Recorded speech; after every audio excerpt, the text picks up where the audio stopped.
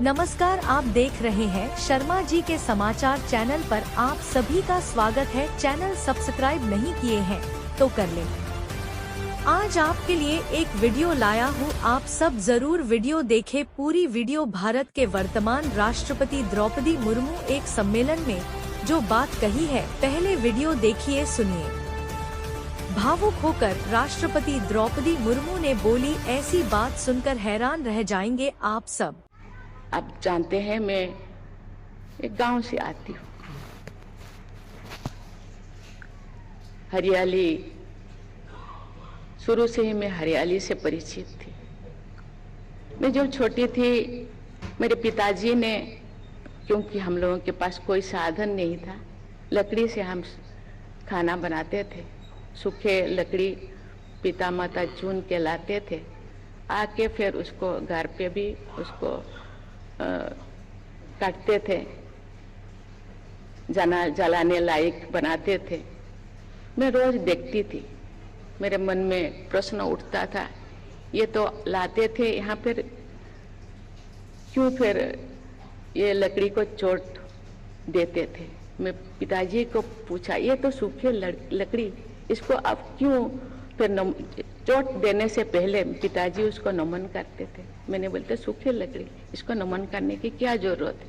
उन्होंने बोले, ये अभी बूढ़ा हो गया, सूख गया, लेकिन जिंदगी भर ये हम लोगों को फल दिए हैं, फूल दिए हैं, हवा दिए हैं, पानी दिए हैं। आज भी ये सूखे लकड़ी हम लोगों के काम पे ही लग रहा है। इसीलिए मैं चोट देने से पहले उसको मैं क्षमा याचना करती हूँ, नमन करती हूँ कि मुझे क्षमा कर दीजिए, मेरे पास कोई और दूसरा उपाय नहीं। मैं जब पिताजी के साथ खेत में जाती थी, फावड़ा से खेत को चोट पहुंचाने से पहले पिताजी धरती को नमन करते थे। मैं पूछती थी, धरती को क्यों आप नमन करते हो? उन्होंने बोले कि धरती हम लोगों का माँ है, कितने सहन करता है। आज हम जो भी खेती करते हैं, उगाते हैं, खाते हैं, धरती है, इसीलिए हमें। इसके अलावा धरती के नीचे बहुत सारे कीड़े मकोड़ा रहते हैं, मेरे चोट पहुंचाने से वो भी मर जाएंगे, इसीलिए उसके पहले मैं क्षमा याचना करती हूँ।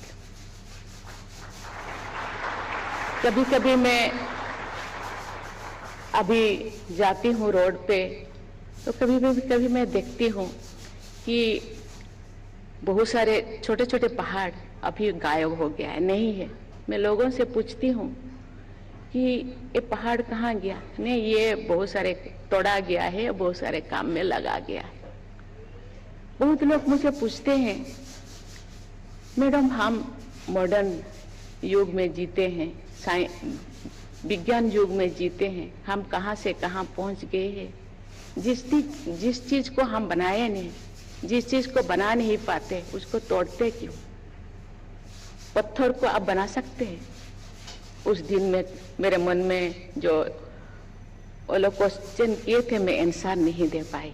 मुझे लगता है आज इस तरह के कॉन्फ्रेंस में उस तरह के आंसर को हम ढूंढे, क्योंकि जिस चीज को हम बना नहीं सकते, हम दूसरे कोई ऐसी चीजें ढूंढे कि जो हम लोगों का आवश्यकता चीजें है उसको हम भरपाई कर सकते, विकास भी हो और विनाश को भी रोका जाए।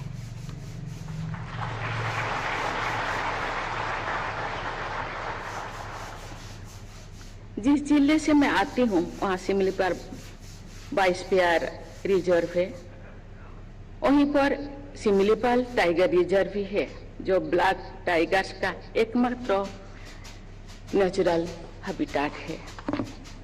बायोडाइवर्सिटी से मेरे सहज लगाव को अभिव्यक्ति करने का एक विशेष अवसर मुझे तो मिला था, जो वर्ष 2002 में मुझे ओडिशा की राज्य सरकार में department of fisheries and animal research and development का मंत्रालय मिला। मैंने अनेक लाइफ स्टॉक एड सेंटर स्थापित किए हैं। पशु पक्षियों के लिए संवेदना के साथ किए गए काम बहुत संतोष मन को संतोष देती है। हमारे जनजातीय समुदाय के लोगों ने सदियों से प्रकृति के साथ समन्वय बनाए रखते हैं। जनजातीय लोग पेड़ को पूजा करते हैं। हमारे आदिवासी भाई बहन अपने जीवन के हर पहलू में आसपास के परिवेश, पेड़ पौधे और जीव जंतुओं के साथ उनके ध्यान रखते हैं। हमें उनकी जीवन शैली में से प्रेरणा लेना चाहिए। आज जो पूरा विश्व ग्लोबल वार्मिंग और क्लाइमेट चेंज की समस्या के निदान का प्रयास कर रहे हैं, तो अब जनजातीय समुदाय की जीवन शैली और भी अनुकरणीय हो जाती है। जल, जंगल, जौन के बीच एक प्राकृतिक बंधन है। मुझे ये जानकर बहुत खुशी हुई है कि पर्यावरण मंत्रालय ने इस बंधन से जुड़े एक अभियान का हाल ही में शुरुआत किया है। इस अभियान का उद्देश्य जंगली नदियां और जंगल स्रोतों के इकोलॉजिकल कनेक्शन को फिर से जीवंत बनाना है। मुझे बताया गया है कि इस सम्मेलन में भी जल और जंगल से जुड़े विशेष सत्र आयोजन किए जाएंगे।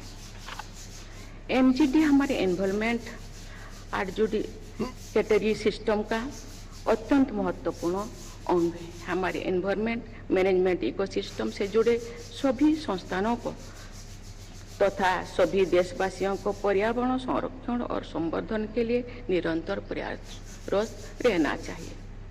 मुझे ये जानकर प्रसन्नता हुई है कि केंद्रीय पर्यावरण मंत्रालय द्वारा ग्रीन क्रेडिट प्रोग्राम और इको मार्ट जैसे कदम बढ़ाए जा रहे हैं, ताकि लोगों को लाइफस्टाइल फॉर इन्वायरमेंट के अभियान से भली भांति जोड़ सके।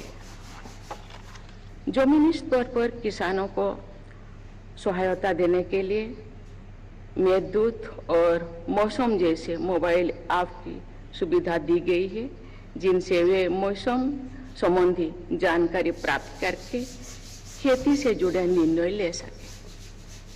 विगत अक्टूबर महीने में केंद्र सरकार ने देश की सभी ग्राम पंचायतों द्वारा उपयोग किए गए ग्राम पंचायत लेवल वेदर फोरकास्टिंग की व्यवस्था लागू की गई है। ऐसा व्यवस्थाएं पर्यावरण विशेषज्ञों की भाषा में एडप्टेशन मेजर्स के अंतर्गत आती है। विश्व समुदाय को एडप्टेशन मेजर्स पर और अधिक जोर देने की आवश्यकता है। हमारे देश को और समस्त विश्व समुदाय को ऐसे रास्ते पर चलना है जो पर्यावरण के अनुकूल हो, तो भी मानवता की वास्तविक प्रगति होगी। भारत ने अपने ग्रीन इनिशिएटिव द्वारा विश्व समुदाय के सम्मुख अनेक अनुकरणीय उदाहरण प्रस्तुत किए हैं। मुझे विश्वास है कि सभी स्टेक होल्डर्स तथा देशवासियों की भागीदारी के बल पर हम विश्व स्तर पर ग्रीन लीडरशिप की भूमिका निभाएंगे। हम सबको वर्ष 2047 तक भारत को एक ऐसा विकसित राष्ट्र बनाना है जहां की हवा, पानी, हरियाली और खुशहाली पूरी विश्व समुदाय को आकर्षित करे। इस कामना के साथ मैं अपनी वाणी को विराम देती हूँ। धन्यवाद।